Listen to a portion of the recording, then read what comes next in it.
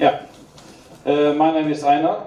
I'm responsible for ship design in Rolls-Royce, and I'm glad to be here now and give you a short introduction to the process we do when we design new polar research vessels.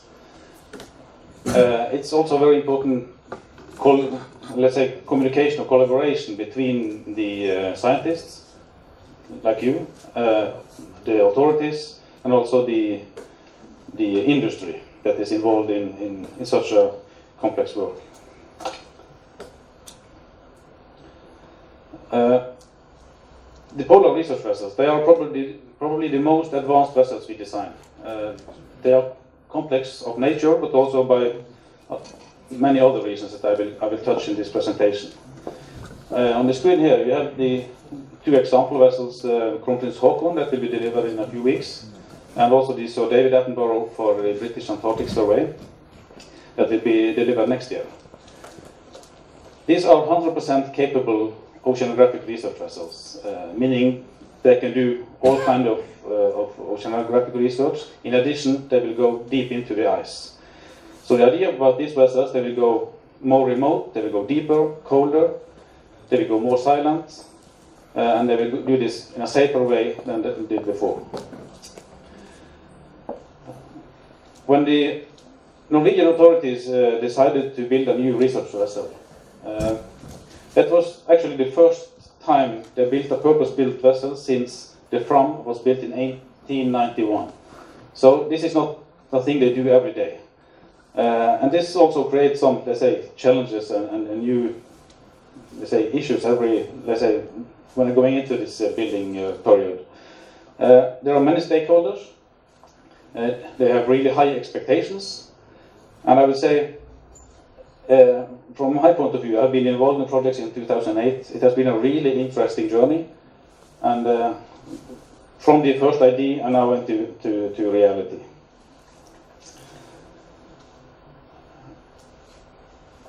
The stakeholders. For a governmental project, it's a little bit different than from a commercial ship owner, because there are many stakeholders. The government, they do the funding of the project, but they also have a lot of ministry groups. It can be the coastal affairs, for education, science, oil and energy, foreign affairs. So there are many stakeholders in the project that would like to have a share of it. Then we have the universities, councils, institutes. They are, of course, they have most important input for this kind of vessel, because they are the one going to use it every day. But I would say that the universities and the scientists, they have a lot of good inputs. Some crazy ideas, some good ideas. And then it's our job as ship designers to actually collect the different, let's say, the input. We have to understand the requirements, and we also have to balance technical, let's say, requirements into what is actually possible to fit in such a small platform as a ship actually is. And another challenge is maybe the time factor. That is also quite typical for this kind of project. It takes a long time from the first idea until it's actually is going to be built. For the Kronprins Haakon project, I think it took like 6 years from, let's say, maybe not the first idea, but from some sense in the ideas until it was ready for building. And this is a challenge because in such a long time frame, a lot of things change. You know, rules, regulations, the technology will update. The owner, as the project will be more mature, have some new ideas, of course. The budget owners will change many times during these years, and that will change the whole, let's say, time frame again, because if there is no money on the budget next year, you have to wait another year. So that is one issue. And also the continuity for the, let's say, project team. I have been there since 2008, many with me, but there are also a lot of new people are coming in, and that is also creating some, say, challenges. But that's what we have to find a way to solve. But anyway, the process is really, really interesting. And And the example here from 2008, there was a design competition. When the design was in place, we started on the initial design work. It lasted from 2008 all the way to 2000 and actually all the way until 2012 actually, because of the changes that appeared during this period. So I can see that now also the NCAO project is coming up. Also takes some time. This is not unusual. So this is something that we actually are quite used to. But it creates some. You have to be aware of the challenges by this. Another thing is that our oceanographic research vessel is they have a lot of different roles. In addition to be an oceanographic research vessel, of course, you should do this at the same time as your icebreaker. It's a passenger vessel. The standard is on the safety as for passengers. It should transport quite a lot of cargo. It's also dangerous goods like fuel. It should do helicopter operations, and the Norwegian vessel is also designed for doing emergency rescue operations. So all this has to be implemented in the same vessel, and it's us as ship designers' responsibility to actually capture these requirements and balance where there are contradictions. And there are a lot of contradictions. I would say that maybe some of them are listed here, because icebreaking, that has some impact on a lot of things. The open water efficiency, also the underwater radiated noise, the air bubble sweep down, that is really important for the acoustic sensors that was presented a little bit earlier here. We have dead weight issues. So this thing has to be balanced to make the vessel actually be fit for purpose. And that is quite a challenging job that we have to do.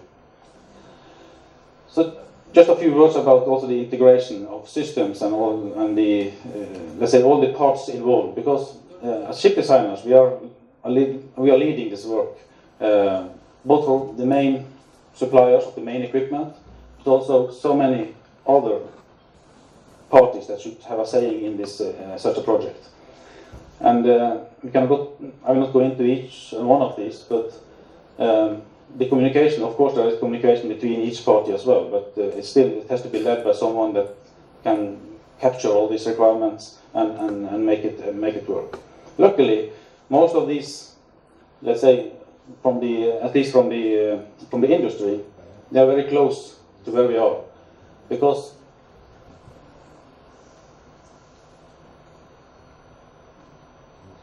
there was actually one slide missing on this one.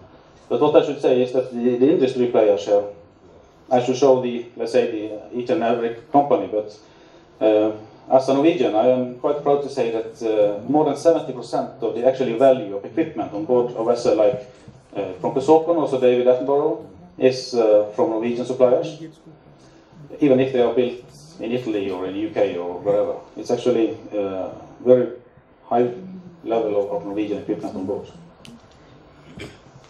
Yeah, I'll skip this one. So after this kind of period, 6 years, it's finally really good to see that the vessel is out there. It's finished sea trials now, it's on the way to Norway. And during this period with the verification work, some by model test, some by CFD. The video to the right here is from let's say, where we try to find how the situation is below the vessel in waves, how the air bubbles and going through the hull, or along the hull. So these are all things that are performed quite early in the project actually. So it's successfully on trials now, so we're really looking forward to welcome the vessel in Norway in a short time. In the end, I will just show you a short video of quite a similar vessel. It's very similar to the one NCAO are asking for now. Same capacity, same specification more or less. So I will show you a small video taking you through some of the capability of the vessel.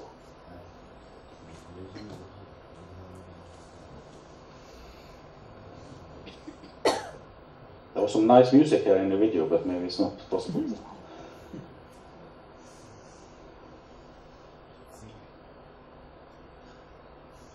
This is a PC, it's PC4 notation, but the hull and everything is PC3.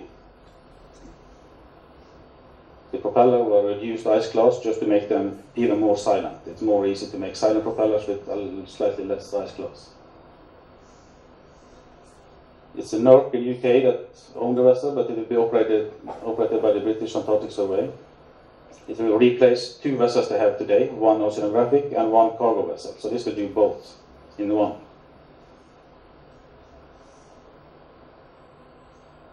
Strictest noise requirements, the DNV silent R. Breaking 1 plus, I would say, 1.2 meter, 1.3 meter ice plus snow. What speed? What speed? The speed in ice breaking, you mean? We calculate everything above 3 knots as ice breaking speed. So it's in the range of 3 knots, that's what we're aiming for, and upwards. They have 5 stations, I think, in the Antarctic that they will provide all kind of provisions, stores fuel,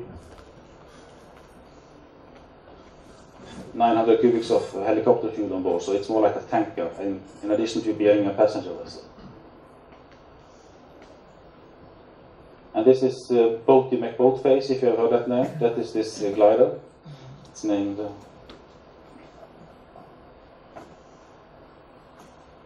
30-ton crane. So that's. The chopper is a part of the ship? Hmm? The chopper is a part of the ship? No, the helicopter is in the fourth part of the ship, with the hangars for 2 helicopters, same as the Norwegian vessel.